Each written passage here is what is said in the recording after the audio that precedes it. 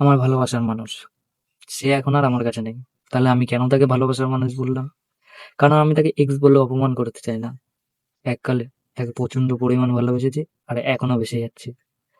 আর তার সাথে আমার অনেক দিন পরে আবারও কথা হয়েছে। কিন্তু তার কথা হচ্ছে, সে আমাকে প্রচন্ড পরিমাণ ভালোবাসতো। সে নাকি শুধু আমার প্রতিই লয়াল ছিল, আর কারোর সাথে কথা পর্যন্ত বলতো না। ঠিক আছে, আমি সবকিছু মেনে নিলাম।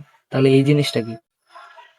যাকে তুই খুবই ভালোবাসতি, যার জন্য সবাইকে ছেড়ে দিয়েছিলি, সবার বিরুদ্ধে গেছিলি, তারকেই তুই এই কথাটা বললি? তাহলে একবারের জন্য ভাবলি না যে তার কেমন লাগবে? আমার বাড়ির লোক তো তোকে মেনে নিয়েছিল। একবারের জন্য ভাবলি না যে আমার বাড়ির লোক শুনলে এই কথাটা তাদের কেমন লাগবে?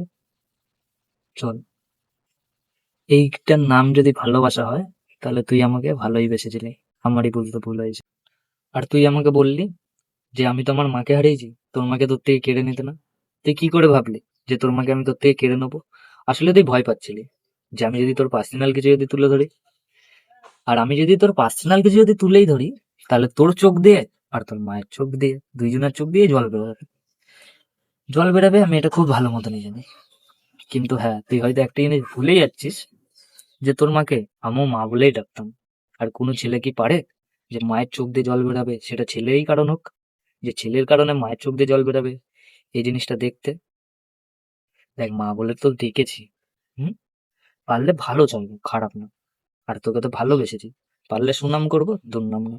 ভালো থাকিস, নিজের খেয়াল রাখিস। চল, বাই।